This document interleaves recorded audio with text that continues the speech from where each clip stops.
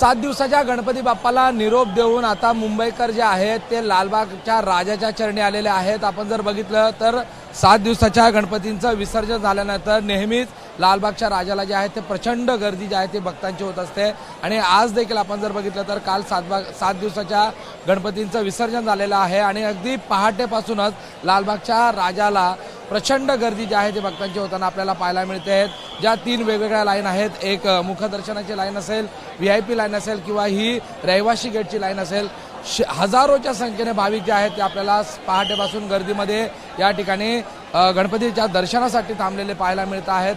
सुमारे 3 ते 4 तासापर्यंत ही रांग जी आहे ती 3 ते 4 तासाच्या या रांगेमध्ये प्रतीक्षेनंतर कुठेतरी लालबागच्या राजाचं दर्शन जे आहे ते भाविकांना होतं आहे।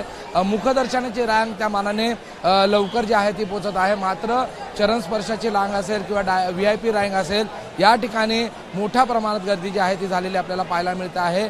एकूणच पुढील आता 3 ते 4 दिवस जे आहे ते लालबागच्या राजाचं दर्शन जे आहे ते करता येईल आणि त्यामुळे आज पहाटेपासूनच महाराष्ट्राच्या विविध भागांमधून हे नागरिक जे आहेत ते या ठिकाणी दाखल झालेले आहेत आणि लालबागच्या राजाच्या दर्शनासाठी मोठ्या संख्येने भाविकांची या ठिकाणी आज गर्दी झालेली आपल्याला पाहायला मिळते आहे। मग ती मुख्यतः मुखदर्शनाची रांग असो, VIP रांग असो किंवा रहिवाशी गेटची रांग असो, मोठ्या संख्येने भाविक जे आहेत ते लालबागच्या दर्शनाला पहाटेपासून या ठिकाणी आलेले पाहायला मिळत आहेत।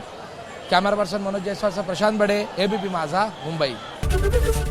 ABP माझा, उघडा डोळे बघा नीट।